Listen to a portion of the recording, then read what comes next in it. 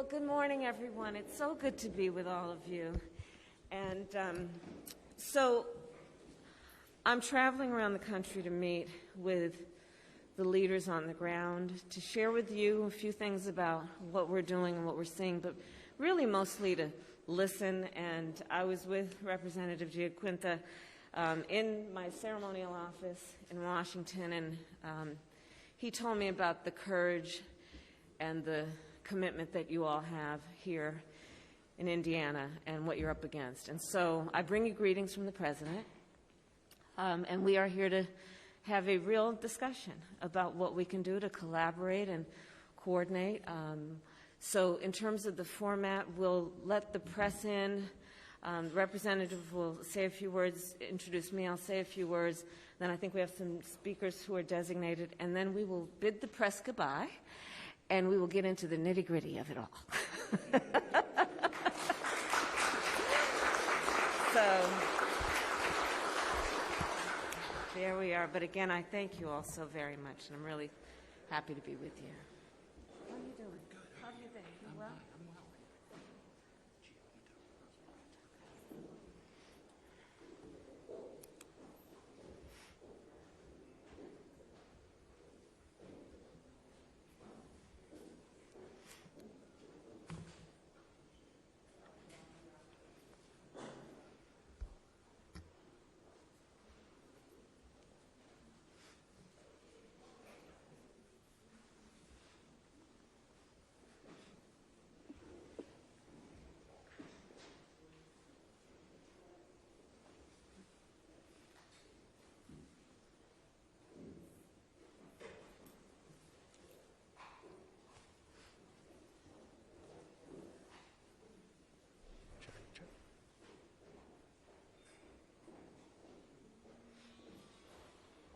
What a beautiful room. It really is.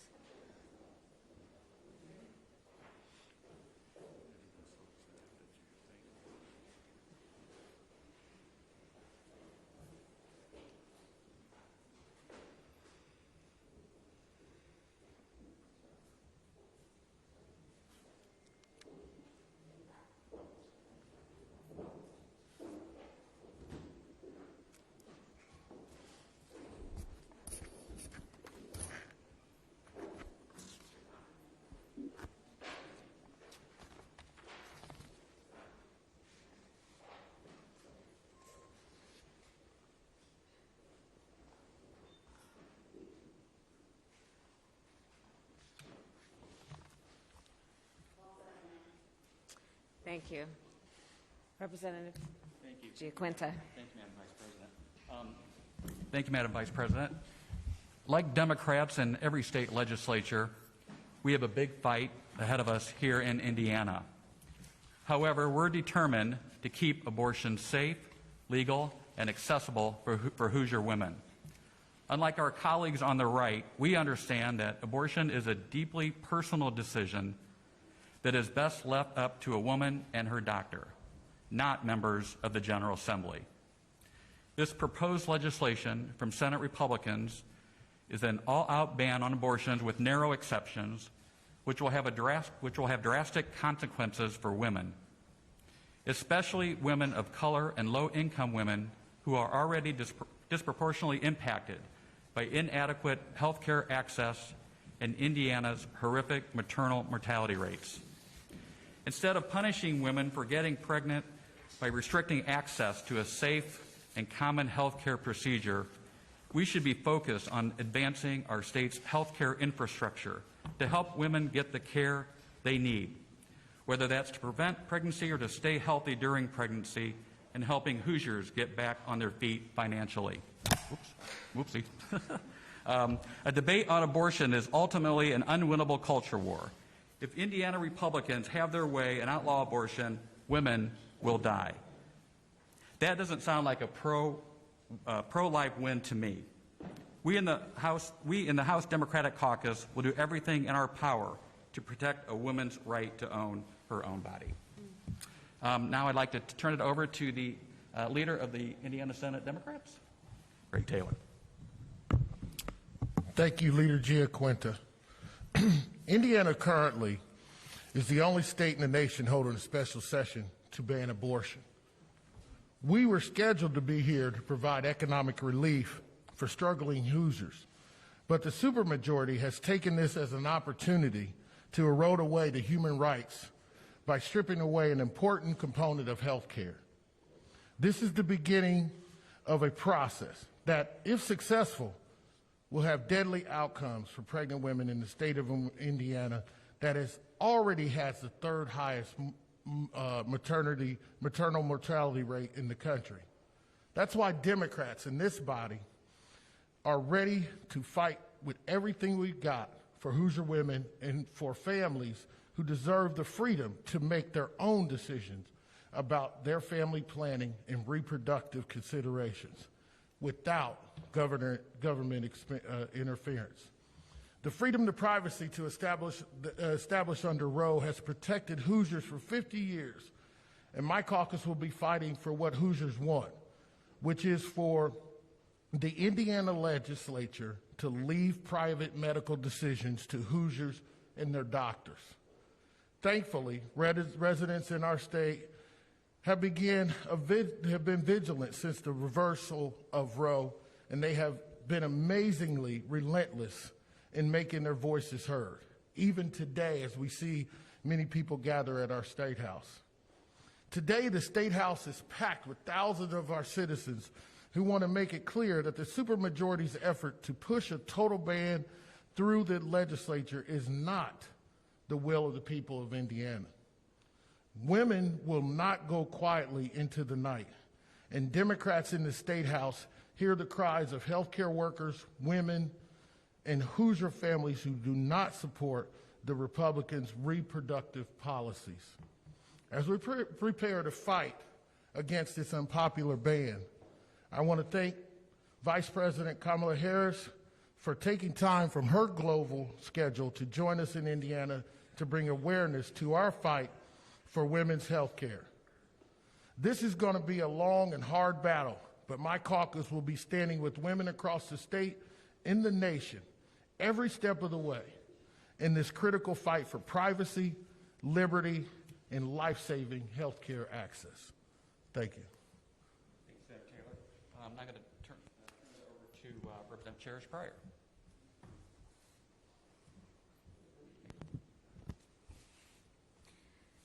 Thank you, Vice President Kamala Harris. It is good to be with you again, although I can't say this is for the best circumstances. I would love my state to be in the spotlight on a positive note. Unfortunately, we are here because the U.S. Supreme Court made a bad decision as it relates to abortions, and Republicans in my state, Indiana, have decided to make restrictions on this safe medical procedure. Just a few weeks ago, Indiana made national headlines because a 10-year-old child was forced to come to Indiana for an abortion. She was able to get that safe medical procedure right here in Indiana. She is a baby. Why should we force babies to have babies? But this really isn't about right to life. It is about controlling birth. Because if life were truly the goal, then we will be taking care of children who are already here. But that is not happening.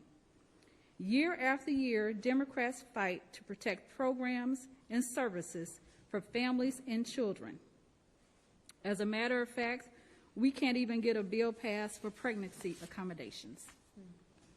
Life is not just being born, it is also the quality of life and the dignity the person has while they are living.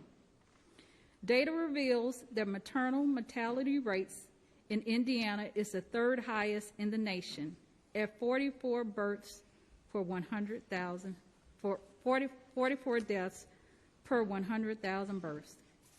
It is estimated that a ban in Indiana will lead to a 21% increase in the number of pregnancy-related deaths overall. For Black women, that number is 33%. This is a crisis that is killing Black women at 2.5 times the national rate. Health disparities for Blacks was amplified when COVID hit. These disparities are something the African American community has known for some time. Since abortion is a medical procedure, it should be a decision a woman makes for herself and not a general assembly of mostly men who are clueless about what women have to go through. For 50 years, women have had a right to an abortion. That right was carelessly taken away by the U.S. Supreme Court. We are the country of freedom and liberty, except when it comes to women making decisions for themselves. Thank you. Thank you, Representative Pryor. Senator Jean Breaux. Thank you, Gia Quinta. First, let me say I am so excited and grateful to you, Madam Vice President, for taking time out of what I'm sure is an incredibly busy schedule to come to Indiana and shine a national spotlight on what is happening and about to happen in this state regarding abortion. Indiana already ranks third in the country for maternal mortality. And African American moms are 243% more likely to die from pregnancy or childbirth-related causes than white women. Indiana's infant mortality rate is the 7th highest in the nation, and black babies in Indiana die at 2.5 or 2.5 times the rate of white babies. This is not okay. I am frightened for our communities, and I am angry that Republicans not only continue to ignore these real life and death situations for families, but particularly poor white families and families of color, but are instead redoubling these dangers by removing abortion as a maternal health care option. I am extremely concerned for the lives of women. Total abortion bans, similar to the one proposed by Indiana Republicans in Senate Bill 1, will lead to a 21% increase in the number of pregnancy-related deaths overall and a 33% increase among black women. This does not include the deaths resulting from attempted abortions and potentially dangerous, unlicensed facilities. Lack of abortion access in a state with an already abysmal maternity care system will kill women. What Republicans want to do by placing a very restrictive ban on abortion access will have a devastating effect on the lives of women. As a woman and a black woman, I reject what I see as harassment and terrorism of women and our rights to reproductive freedoms. I stand ready to continue the fight to protect the health and safety of all Hoosier women. Thank you. Thank you, Senator Breaux. And finally, Representative Carson, thank you so much for joining us today. Thank you, Congressman. Well, Mr. Giaquinta, we appreciate your leadership, and we certainly are honored to have the Vice President here. We know the Supreme Court, with this decision in Dobbs versus Jackson's Women's Health Organization, they've effectively stripped away Americans' freedom to make their own health care decisions, including those about abortion. Every situation in pregnancy is different. We trust the people, not politicians, to make their own decisions about their health, lives, and bodies. For Republicans, overturning Roe is only the beginning. Their very extreme agenda includes plans to criminalize abortion across our country, and next they will take aim at other basic human rights, including birth control. House Democrats in Congress and in Indiana are fighting this radical and reckless GOP agenda, and this is a crisis situation, and the devastating impacts are being felt across our country. So we appreciate you, Mr. Giaquinta, the Black Caucus, and all of my Hoosier representatives and legislators here, as well as the Vice President, who has shown tremendous leadership. That is the mark of a true leader, to take time out of her very busy schedule to come to the great Hoosier state and stand with Hoosiers and Americans. Thank you. Thank you, Representative Carson. Madam Vice President, it is so an honor to have you here with us today. It really is. And we were just together a couple weeks ago having a similar conversation. And I just want to say that I really do appreciate your leadership, the President's leadership on this issue, and really for all that you are doing to fight for reproductive rights for women. It's an honor to have you here. Thank you again for joining us. Thank you. Thank you, Representative Gianquinta.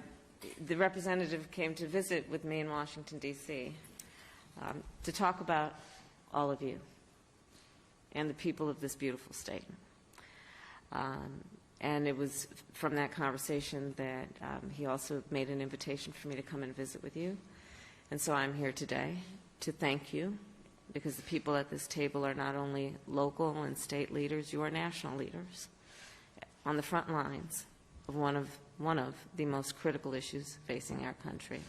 I want to thank Representative Carson for joining me and flying in with me today, and for your leadership in Washington, D.C., representing the people of the state of Indiana.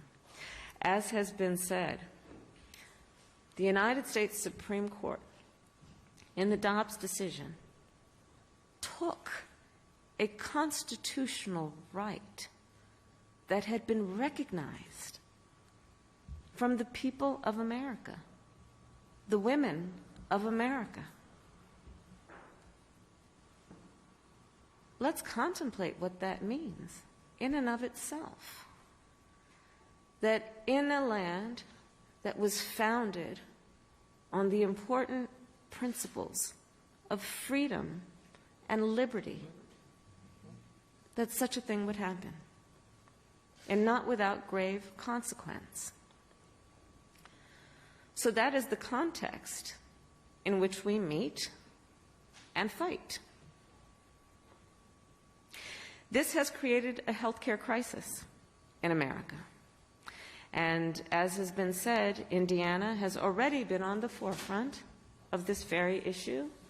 As Representative Pryor described, one of the more publicized and well-known cases in terms of what this issue means to real people, including children. And I will tell you, around our country, we are seeing indeed many states, since the Dobbs decision and attempting even before, to criminalize health professionals, to punish women. States that are creating no exception for rape or incest. And I am a former prosecutor. I specialized in crimes against women and children. I specialized in child sexual assault cases. The idea that in some states, after a child or a woman or a man, but in particular in this case of abortion, a woman or a child would have endured such an act of violence, and then to suggest that she would not have the autonomy and authority to make a decision about what happens to her body is outrageous. So these are the parameters of this issue, and of course there are more. I would also say that on this issue, one does not have to abandon your faith or your beliefs to agree that the government should not be making this decision for her. An individual should be able to choose based on their personal beliefs and the dictates of their faith, but the government should not be telling an individual what to do, especially as it relates to one of the most intimate and personal decisions a woman could make. Here in Indiana, I am here to support these extraordinary and courageous leaders, and in particular on this day, where Indiana is the first state since the Dobbs decision to convene a special session to propose a law that includes, based on what is being proposed, what essentially will be a ban on abortion for women. Because do be clear, and maybe some people need to actually learn how a woman's body works. But when you understand how a woman's body works, you will understand that the parameters that are being proposed mean that for the vast majority of women, by the time she realizes she is pregnant, she will effectively be prohibited from having access to reproductive health care that would allow her to choose what happens to her body. So these are the realities.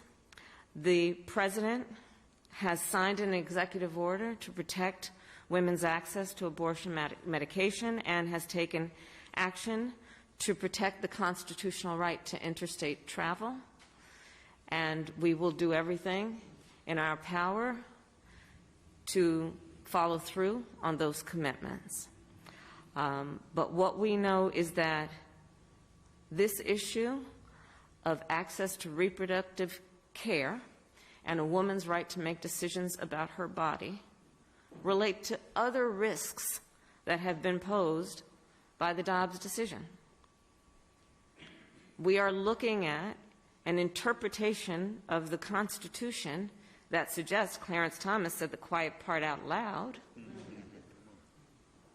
that this puts at risk an individual's right to make decisions about contraception, puts at risk the right to marry the person you love. So when we discuss this issue and when we contemplate what it means, understand that it could have a profound impact on just about everyone in our country who has any association or interest or concern about these various issues. So for all of those reasons, what these leaders at this table are doing right now to stand in defense of the women of this state is by extension to stand for the rights of women throughout our country.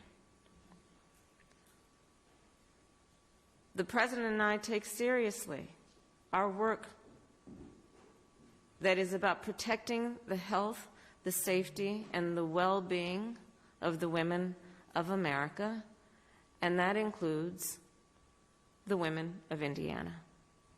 And that is why I'm here, and I look forward to our conversation, and I thank you all again for your leadership. Madam Vice President, do you support a public health emergency?